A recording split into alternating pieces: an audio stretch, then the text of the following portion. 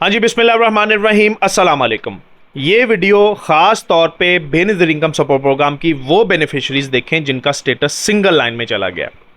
इसके साथ साथ जो जांच पड़ताल में अभी तक, वो भी इस मेरी वीडियो को गौर से देखिएगा, एंड तक देखिएगा, क्योंकि ऐसा ना हो कि उनको खुशखबरी मिलने वाली हो और वो बुरी खबर में तब्दील हो जाए, उनको पैसे मिलने वाले हो और वो पैसे रुक जाए। क्यों, वजह बता देता हूँ। इसके अलावा जो अभी तक बेनज़ीर इनकम सपोर्ट प्रोग्राम का हिस्सा है, जिनका स्टेटस वॉलेट एक्टिव वाला हो, वॉलेट इनएक्टिव वाला हो, सिम नॉट इशूड वाला हो, वॉलेट माइग्रेशन वाला हो, यानी उनको ये ना स्टेटस दिखाया जा रहा हो कि वो ना हेल्प कर दी गई हैं, तो वो भी मेरी इस वीडियो को गौर से देखिएगा।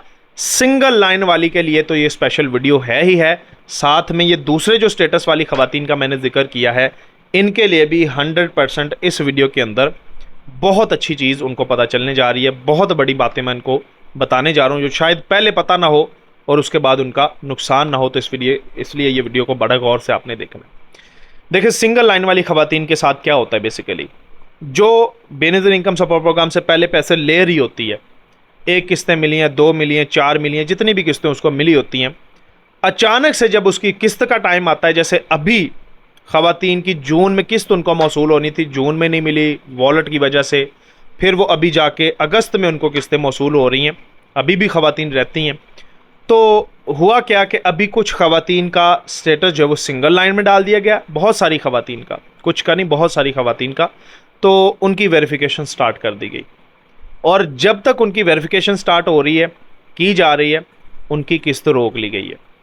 अभी भी ये खातून है, जब इंटरफेस देखा गया उनका तो पता चला जी कि इनकी जो किस्त है वो आखिरी इन्होंने मौसूल की है, ठीक है, किस्त इनको मिली है, लेकिन अब जो जून में किस्त आनी थी वो किस्त उनकी आई नहीं है, वो बड़ी परेशान। तो सिंगल लाइन में उनका स्टेटस था, मैं समझ गया कि कोई ना कोई इशू हो सकता है। बहरहाल मैंने चेक करवाया तो वहाँ पर जो है वो उनको किस्त किसी किस्म की कोई भी मौसूल नहीं हुई थी। तो बताने का मकसद ये है कि किस्त क्यों मौसूल नहीं हुई, क्योंकि उनका स्टेटस सिंगल लाइन में डाल दिया गया, उनकी वेरिफिकेशन की जा रही है। अब ये वेरिफिकेशन कहाँ कहाँ से की जाती है, नादरा से, एक्साइज डिपार्टमेंट से, लैंड डिपार्टमेंट से, पासपोर्ट ऑफिस से, इमिग्रेशन डिपार्टमेंट से, FBR से, इसी तरह जो जो महकमे से आपकी वेरिफिकेशन रिक्वायर्ड होती है, बैंक से रिक्वायर्ड होती है, जैज़ कैश ईज़ी पैसा से की जाती है, आप शॉपिंग करने जाती हैं तो आपकी वेरिफिकेशन हो जाती है।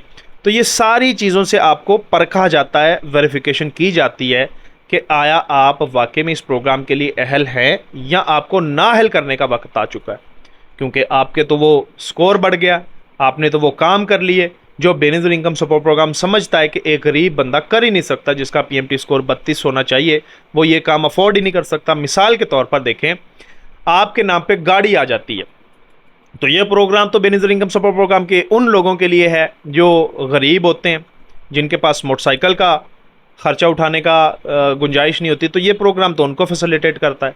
तो आपके नाम पे जब गाड़ी आ गई तो इसका मतलब है कि उनको ये लगेगा कि आप तो खुशहाल हैं और पैसे बिला वजह ले रहे हैं, तो अब आपको इस प्रोग्राम से आउट करने का वक्त आ गया। ठीक है, ये होती है एक्साइज से चेकिंग और FBR से भी चेकिंग। अगर मिसाल के तौर पर आप पहले अहल थे, 32 से आपका PMT स्कोर कम पाया गया, अब बाद में आपका शौहर, आपके बच्चे या आप खुद फाइलर हो जाते हैं, रिटर्नें जमा करवाने लग जाते हैं, तो वो समझ लेते हैं जी कि ये बंदा बिजनेसमैन है, ये ख़ानदान बिजनेसमैन है, काम करता है, पैसे आते हैं, पैसे जाते हैं, और एज अ फाइलर ये रजिस्टर्ड हो चुका है, तो इसकी आमदन महाना 50,000 से ऊपर है, सालाना 6 लाख से ऊपर है, तो वो इस प्रोग्राम से आपको उड़ा देंगे। तो इस तरह जो है वो हर डिपार्टमेंट से वेरिफिकेशन की जाती है, उसकी बुनियाद पर आपको परखा जाता है। फिल्टर होता है ना, ये चलता रहता है, उसमें अगर आप फिल्टर में फंस गए कहीं पे तो आपको सिंगल लाइन में डाल दिया जाता है, फिर आपकी फर्दर वेरिफिकेशन होती है, और अगर आप अहल करार नहीं पाते तो फिर आपको नाअहल कर दिया जाता है, और अगर अहल करार पाते हैं तो आपको दोबारा जो है वो किस्त जारी कर दी जाती है। लेकिन याद रखिएगा, जब तक ये सिंगल लाइन में रहता है ना आपका स्टेटस, आपकी किस्त कोई नहीं आती। जब किस्त आनी है तो इसका मतलब है कि आपका स्टेटस अहल होगा, वेरिफिकेशन कंप्लीट होगी, तब आपकी किस्त आएगी। ये ऐसा ही असूल है, जैसे मिसाल के तौर पर मैं आपको बताना चाहता हूँ, अब ये खातून है, उसने नया सर्वे करवाया तो उसकी जांच पड़ताल चल रही है। इस जांच पड़ताल को पता नहीं अब कितना टाइम लगता है, बाज़ औक़ात तो साल भी लग जाते हैं, सिंपल सी बात है। ठीक है, होती वो खातून अहल है, इस वजह से टाइम लग रहा होता है। लेकिन कोई ऐसा मतलब रास्ते में उसके कोई ऐसा रोड़ा अटका होता है कि जिसकी वजह से उसकी वो वेरिफिकेशन कंप्लीट नहीं हो रही, उस डिपार्टमेंट से नहीं आ रहा कुछ डाटा, या कुछ मैच नहीं हो रहा, कन्फ्लिक्ट हो रहा है, तो इस वजह से टाइम लगता है। ठीक है, तो इसी तरह अगर आप अहल भी हैं, आपकी वेरिफिकेशन चल पड़ी है, तो उस वेरिफिकेशन में टाइम लगना ही लगना है। जहां पे आपका वो मसला बना होगा, वो मसला इंटरफेस में शो हो जाता है कि आपको किस वजह से, अगर ना अहल कर दिया गया तो किस वजह से किया गया है, कार्ड क्यों ब्लॉक आपका किया गया है, तो आप वो चेक कर सकते हैं। अगर आप इंतज़ार कर सकते हैं तो इंतज़ार तो ज़ाहिर सी बात है करना पड़ेगा। जब स्टेटस तब्दील होगा तो पता चल जाएगा जी कि मैं अहल हुई हूँ या ना अहल हुई हूँ। जब अहल हुई होंगी तो फर्दर आप जाके फिर जो है वो अपनी किस्त भी मौसूल कर पाएंगी। अगर ना अहल हैं तो फिर आपका ख़त्म। लेकिन सिम आपको लेनी पड़ेगी, उसमें बच्चों के वज़ाइफ आएंगे। अगर आपके बच्चे वहाँ पे जो है वो रजिस्टर्ड हैं, आपने स्लिपें जमा करवाई हैं और वजीफ़ा भी उन बच्चों का आपको आता है। तो ये हो गया सिंगल लाइन वाली ख़वातीन के लिए एक बहुत ज़रूरी सा पैगाम।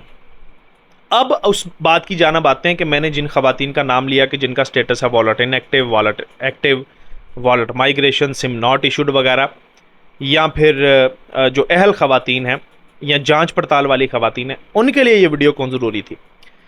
तो एक तो वो अहल होने से पहले पहले या ना अहल होने से पहले पहले मेरी एक बात गौर से सुन लीजिए, क्योंकि जांच पड़ताल वाली हैं, अभी उन्होंने अहल होना है, उनको खुद भी पता चल जाएगा कि मैं अहल होने वाली हूँ या ना अहल होने वाली हूँ। एक चीज़ होगी। दूसरे नंबर पे जो ऑलरेडी अहल हैं, किस्तें ले रही हैं, चूँकि आप मेरे लिए जितनी भी ख़वातीन देखती हैं मेरी माएँ बहनें हैं, तो मुझ पर एतबार करती हैं, मेरी वीडियोज़ देखती हैं, मेरी बातों को सच्चा समझती हैं, तो मेरा ये फ़र्ज़ बनता है कि आपको इन चीज़ों से बचाऊँ जो आपके लिए परेशानी का बाइस बन जाएं। तो देखें, फ़र्स्ट ऑफ़ ऑल तो जो PMT स्कोर होता है ना, एक आपने ये नहीं बढ़ने देना। ये अहल ख़वातीन की मैं बात कर रहा हूँ। उसके बाद जो जांच पड़ताल वाली ख़वातीन है, वो भी मेरी इस वीडियो को गौर से देखें कि अपना PMT स्कोर आपने बढ़ने नहीं देना।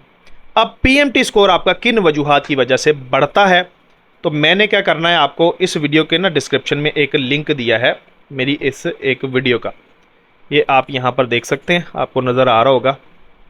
ठीक है, ये वाली वीडियो है, मैं इसका लिंक डिस्क्रिप्शन में दे दूंगा, यानी इस वीडियो के नीचे आपको मौजूद ये लिंक मिलेगा, ये क्लिक करके ये वीडियो आपने देखनी है।